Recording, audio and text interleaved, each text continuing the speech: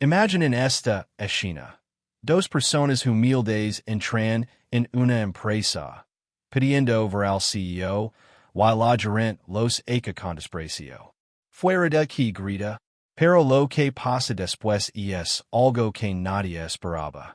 Cuando abren una vieja maleta, la verdad sale a la luz y la gerente, que los había humillado, se enteradilas. Que guardaba esa maleta? Lo que descubren cambiaría todo para siempre. Era una mañana común cuando dos personas, aparentemente comunes, llegaron a la entrada de la lujosa sede de la Corporación Santos. Roberto Silva y María Lucia descendieron del autobús y miraron el imponente edificio de cristal que reflejaba las nubes como si tocara el cielo. Frente a ellos, se erguían los 50 pisos del rascacielos, hogar de una de las empresas más poderosas del país. En su mano, Roberto llevaba una maleta de cuero vieja, desgastada por los años, mientras que María Lucia vestía un sencillo vestido floral y unos zapatos negros con pequeños rasguños, testigos de largas caminadas. Cuando empujaron la puerta de cristal, el aire acondicionado los golpeó con una ráfaga fría. El hall de entrada estaba decorado con mármol blanco y dorado, con lujosos candelabros que parecían más costosos que una casa entera. Cada paso que daban resonaba en el silencio casi reverential del lugar. En la recepción, Mónica, una mujer vestida con un elegante blazer negro, tecleaba en su computadora con unas perfectamente esmaltadas. Álvaro Roberto y María Lucia acercarse. Su sonrisa automática desapareció de inmediato. ¿En qué puedo ayudaros? Preguntó Mónica, pero su tono dejaba claro que no estaba dispuesta a ofrecer ayuda. Estaba ali para filtrar a quien debían entrar, no para recibir cualquiera. Roberto, con su voz suave y calmada, respondió, Buenos días, hija. Queremos hablar con el Dr. Eduardo Santos. Es algo urgent, un asunto familiar. Mónica los miró de arriba abajo. La ropa sencilla de Roberto y María Lucia, la vieja maleta que él llevaba, su comportamiento humilde, eran claramente personas que no pertenecían a ese lugar. ¿Tien cita? Preguntó, sabiendo de antemano que la respuesta sería no. No tenemos, pero es algo que no puede esperar, respondió María Lucia, ahora con una urgencia en su voz. Es sobre su familia, sobre su pasado. Mónica soltó una risita condescendiente. Estaba acostumbrada a ver personas que inventaban historias para tratar de conseguir favors. Miren, ustedes parecen personas educadas, dijo, pero el Dr. Eduardo no recibe visitas sin cita previa, especialmente si es sobre cosas familiares. Pueden entender pedir una cita por los canales oficiales. Pero Roberto no se dejó intimidar. Hija, no entiendes. Esto no es una conversación cualquiera. Es algo que él necesita saber sobre la gerencia que recibió, sobre cómo llegó hasta donde está ahora. La palabra gerencia captó la atención de Mónica, pero no de la forma que Roberto esperaba. Ella presionó un botón bajo la mesa, enviando una señal a los guardias de seguridad. En cuestión de segundos, dos hombres grandes y uniformados aparecieron. Se colocaron detrás de Roberto y María Lucia, esperando instrucciones. ¿Algún problema aquí? Preguntó uno de los guardias, Marcos, el más alto de los dos. Mónica explicó con una sonrisa falsa. Estos señores están intentando inventarse una historia sobre ser familia del Dr. Eduardo. Hablan de gerencia. Una farsa. Roberto y María Lucia intercambiaron una mirada llena de tristeza y resignación. Nadie los había tomado en serios años. Pero hoy, todo había cambiar. Justo cuando la situación parecía estar a punto de escalar, una voz femenina corto el aire. ¿Qué está pasando aquí? Preguntó con autoridad. Patricia Mendonça, la gerente administrativa, bajo las escaleras como si fuera la dueña del lugar. Sus cabellos recogidos en un moño impecable, su traje gris perfectamente planchado, y sus tacones altos resonando en el mármol como el martillo de un juez. Miró a Roberto y María Lucia con una expresión de destino, como si los estuviera mirando desde lo alto de una torre de marfil. Mónica, ¿qué hacen estas personas aquí? Preguntó Patricia, sin siquiera intentar ocultar su desprecio. Mónica lo explicó rápidamente, mencionando el supuesto intento de estos dos de hacerse pasar por familiares de Eduardo, hablando de herencia, algo que Patricia encontró francamente ridículo. Soltó una risa burlona, que hizo que los pocos empleados que pasaban por allí se detuvieran para observar la escena. Herencia, repitió Patricia, como si tratara de la broma más absurda que había escuchado en su vida. En serio creen que el Dr. Eduardo Santos, el CEO de la Corporación Santos, está interesado en escuchar historias de personas como ustedes? Este no es un albergue en una casa de asistencia social. Es una empresa de primer nivel. El rostro de María Lucia se apagó al instante. Sus ojos se llenaron de lágrimas, pero intentó mantenerse firme. Roberto, a pesar de la humiliación, no perdió la calma. Nosotros no somos mendigos, dijo con voz tranquila pero firme. Somos trabajadores. Hemos criado a Eduardo. Why necesitamos hablar con él? Solo queremos que él sepa la verdad. Patricia los miró con destino. ¿La verdad? La verdad es que ustedes parecen haber salido de algún cuento inventado, intentando engañar a todos para acercarse al CEO de la empresa. Pero, déjeme decirles algo muy claro. No tienen lugar aquí. Larguen antes de que la seguridad nuevamente. En ese momento, Roberto respiró hondo, consciente de que las palabras de Patricia solo eran el comienzo de lo que había suceder. Sabía que este momento llegaría algún día. Había personas que no entendían el verdadero valor de la familia, que solo se dejaban guiar por la apariencia y la superficialidad. Pero él y María Lucia sabían algo más profundo. Sabían que había algo mucho más grande en juego. Algo que solo Eduardo podría comprender cuando finalmente le dijeran la verdad. Esto no terminará aquí, dijo Roberto, abriendo lentamente la maleta de cuero que había lavado consigo todo ese tiempo. Patricia, al ver que Roberto se acercaba con la maleta, levantó una ceja en señal de desprecio. ¿Qué vas a hacer con esa maleta vieja, Roberto? ¿Crees que me impresionarás con alguna prueba falsa o un documento inventado? Pero Roberto no contestó. Abrió la maleta con una calma casi aterradora, como si estuviera a punto de desvelar algo mucho más grande de lo que cualquiera podía imaginar. Los ojos de Patricia se fijaron en el objeto que Roberto sacó, una vieja fotografía, amarillenta por el paso de los años. En la imagen, un niño pequeño sonría, sostenido por una pareja elegante que parecía una familia perfecta. Atrás, se veía una mansión enorme, un hogar lleno de amor. ¿Reconoces a este niño? Preguntó Roberto, extendiendo la foto hacia Patricia. Su voz, tranquila, era como un susurro cargado de significado. Patricia la miró fijamente, frunciendo el seno. Esa imagen, ese niño, algo en su interior la hizo estremecer. No podía ubicarlo, pero había algo familiar en su rostro.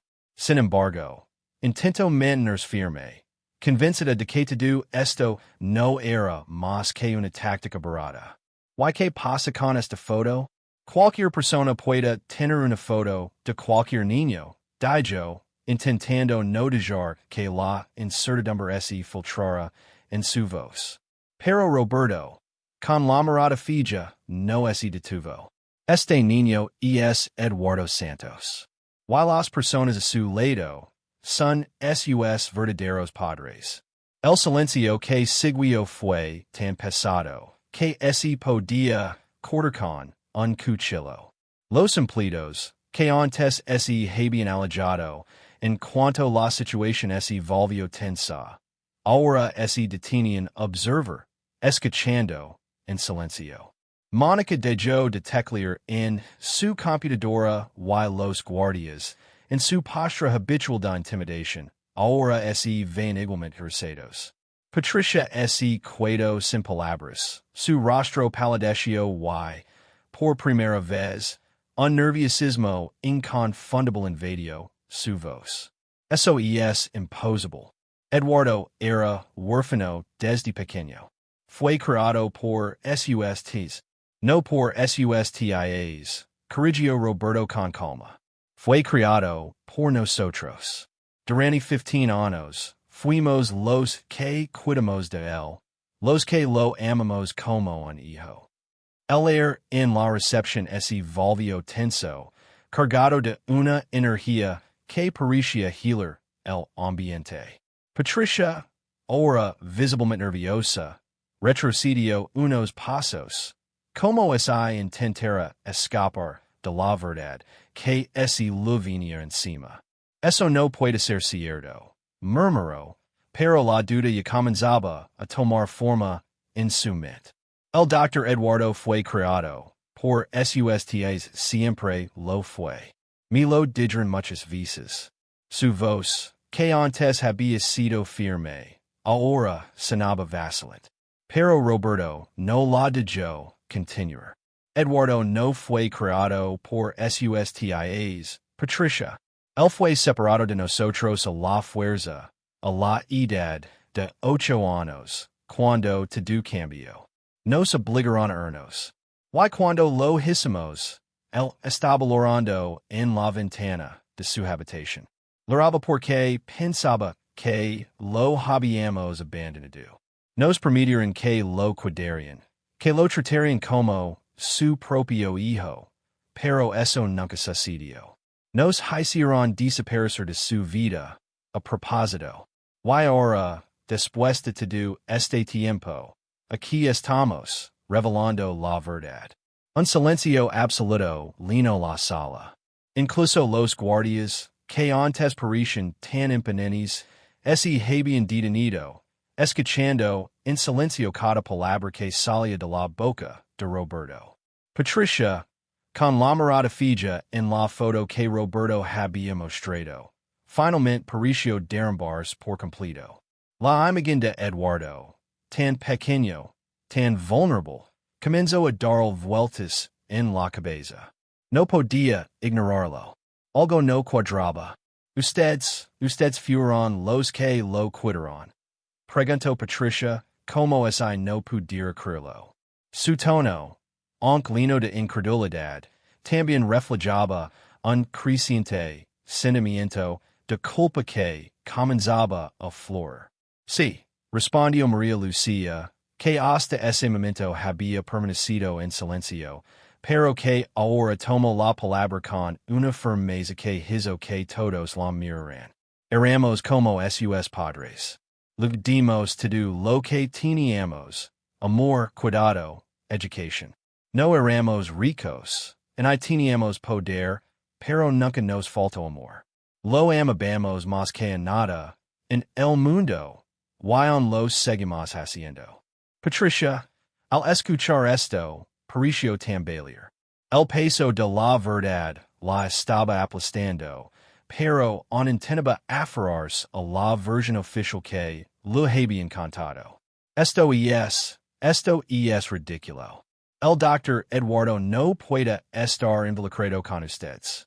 Es imposible que. No es imposible. Cortó María Lucia con suavidad, pero con una intensidad que hizo que Patricia la mirara, sorprendida. Eduardo es más que un simple CEO.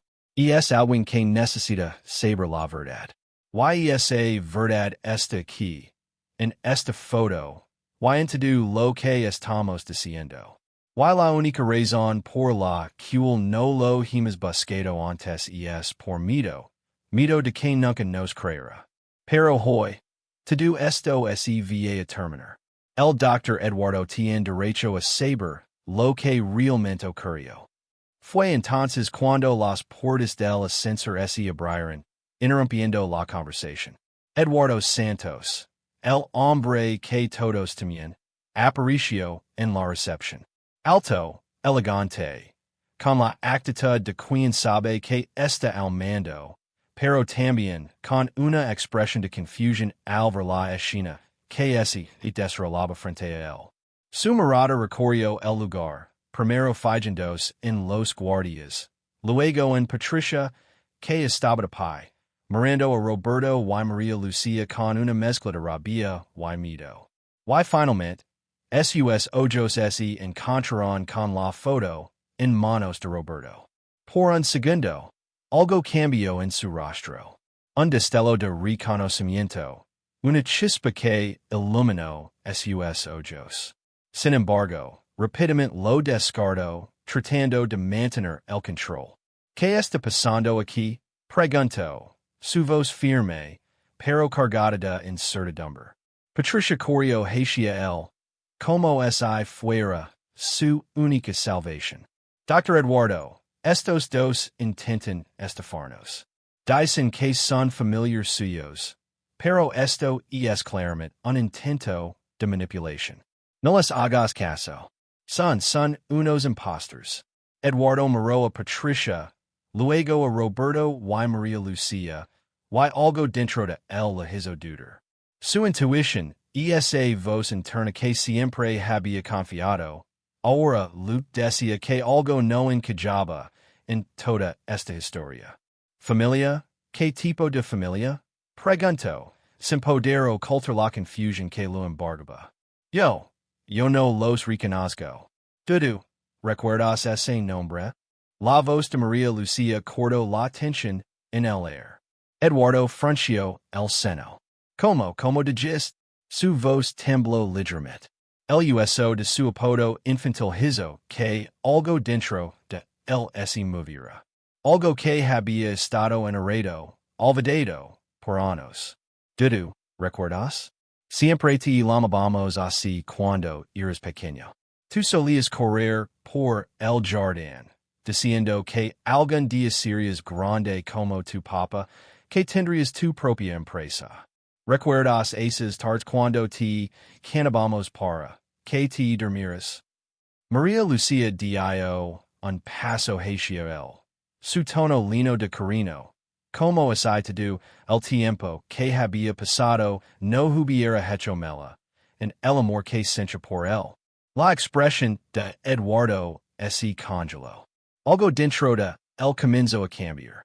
Aquellas palabras, esos recuerdos, lo estaban atravesando como un rayo. Eso no puede ser verdad. Murmuró, su voz quebrantóse, mientras su mente lucaba por aceptar lo que sus emociones ya empezaban a comprender. Sí, hijo, somos nosotros. Te amamos. Y nunca dejamos de hacerlo. María Lucia, con los ojos llenos de lágrimas, dio un paso más hacia él, extendiendo sus brazos. La verdad que había permanecido oculta durante años estaba por salir a la luz, y nada podría detenerlo. El silencio que siguió fue ensordecido. Eduardo, con las manos temblorosas, miraba a María Lucia y Roberto, como si intentara procesar lo que acababa de escuchar. La imagen de su niñez, aquella que había olvidado por completo, empezaba a tomar forma en su mente. El jardín de su casa, la voz de María Lucia, cantando para que se durmiera, la figura de Roberto contando historias antes de dormir. ¿Cómo había podido olvidar todo eso? Sus piernas temblaron. Y por un momento, pensó que quería al suelo. Pero en su lugar, ese aferro a la mesa más cercana, como si necesitara algo sólido que lo sostuviera mientras los países de su vida se reorganizaban ante sus ojos. Dudu. Iris tu, preguntó, casi como si no creera lo que estaba diciendo. Su voz sonaba rasposa, rota, y en sus ojos se reflejaba una mezcla de dolor y desconcierto. Sí, hijo. Soy yo. No tienes idea de cuando hemos esperado este momento, dijo Roberto, su voz lina de tristeza y amor. Te prometemos que te cuidaríamos, que volveríamos por ti. Y aunque nos separan, nunca dejamos de pensar en ti en un solo día. Eduardo, con la cabeza entre las manos, trataba de simular la magnitud de lo que estaba escuchando. Durante años, había vivido con la sensación de que algo faltaba, como si una parte esencial de él hubiera sido arrancada. Pero nunca imaginó que esa parte era la familia que había perdido. Miró a su alrededor, buscando respuestas en los rostros de las personas que ahora se encontraban frente a él, pero sus ojos solo encontraban una verdad que parecía más difícil de creer que cualquier manera que le hubiera encantado. Mis padres sabían de esto, preguntó, con una mirada desesperada. Su mente corría a 1000 por hora, conectando todos los puntos que antes parecían desconectados. Pero cada nueva paisa solo lo confundía más. Sí, Eduardo. Ellos sabían, respondió María Lucia, con voz suave. Tus padres, antes de partir, nos pidieron que te cuidáramos, que te protegieras de todo lo que estaba por venir. Nos hicieron prometer que te amaríamos como si fueras nuestro hijo. Y lo hicimos. Cumplimos esa promesa cada día, incluso cuando nos separan de ti. Las palabras de María Lucia golpearon el corazón de Eduardo con fuerza, como un golpe inesperado que lo dejó sin aliento. ¿Cómo podía ser que, en su corazón, él había sentido una gran tristeza por la ausencia de esa familia, cuando en realidad nunca había estado realmente solo? ¿Cómo había sido tan fácil para los demás borrarlo de su vida? Todo parecía un sueño que nunca había sido suyo. Su mente, tan acostumbrada a las mentiras y manipulaciones de su entorno, ahora comenzaba a hacer preguntas que no podía responder. Esto es demasiado, murmuró Eduardo, casi en un susurro, mientras se sentaba en una silla cerca de la ventana. ¿Por qué me miraron tanto tiempo? ¿Por qué nunca me dijeron la verdad? Antes de que cualquiera pudiera responder, la puerta de la oficina se abrió de golpe. Patricia, quien había estado observando todo en silencio, entró con la cabeza baja, como si supiera que no podía escapar de lo que venía. Eduardo levantó la mirada hacia ella, pero en su rostro no había en el rastro de la furia que había sentido antes. En su lugar, había algo más. La sensación de traición y confusión, pero también una calma inquietante. Patricia, ¿qué sabes tú de todo esto? Preguntó, su voz profunda y firme. El tiempo parecía haberse detenido en ese momento. Patricia, completamente desbordada por la situación, dio un paso al frente, pero su rostro ya no mostraba la seriedad arrogante antes. Eduardo, lo siento mucho. Yo solo estaba siguiendo órdenes. No sabía todo lo que estaba en juego. Mi trabajo, mi familia, me prisioneran. Sabía que algo estaba mal, pero no sabía cuánto. No sabía lo que realmente estaba pasando. ¿Quién te prisionó, Patricia? Preguntó Roberto, con tono grave. ¿Quién estaba detrás de todo esto? Patricia vaciló, mirando hacia el suelo. Fueron los tíos de Eduardo. Ellos, quienes se hicieron pasar por su familia. Desde el principio, sabía que algo no estaba bien con ellos, pero me ofrecieron dinero y salud. Yo tenía miedo de perderlo todo. Las palabras de Patricia se hicieron eco en la sala, mientras todos percibían la magnitud de la situación. El plan que se había estado tejiendo durante años, la mentira tan cuidadosamente construida, empezaba a desmoronarse. Pero Eduardo, al escuchar todo esto, sentía que algo dentro de él se cerraba. Había sido una marioneta, manipulada por aquellos que lo dicen ser su familia. ¿Y las cartas? ¿Qué haces con las cartas que me enviaron? La voz de María Lucía estaba cargada de una tristeza profunda. Sabía que las cartas habían sido un intento de comunicación, demostrarle a Eduardo que nunca lo habían olvidado, pero Patricia había hecho todo lo posible para evitar que leyeran él. Patricia, con lágrimas en los ojos, levantó la cabeza y miró a María Lucía. Las cartas, las guard todas. Pensé que algún día, quizás, las leerías. Quizás algún día, entenderías lo que hicieron conmigo. Eduardo, al escuchar esto, no pudo evitar sentirse devastado. Todo este tiempo, había estado rodeado de mentiras. Pero en medio de ese torbellino de emociones, algo empezó a surgir dentro de él. La necesidad de hacer justicia. Necesitaba que se conociera la verdad. La verdad de su historia, de la familia que había sido robada de él. Eduardo se levantó lentamente, mirando a Patricia con una mezcla de dolor y determinación. Su mente no dejaba de girar, procesando todo lo que acababa de escuchar. Durante años, había vivido con la sensación de que algo faltaba, de que había sido dejado atrás sin razón. Pero ahora, los países del rompecabezas comenzaban a encajar. La verdad lo golpeaba como un torrente imparable. Patricia, dijo con voz firme, cada palabra saliendo con una frialdad que sorprendió incluso a él mismo.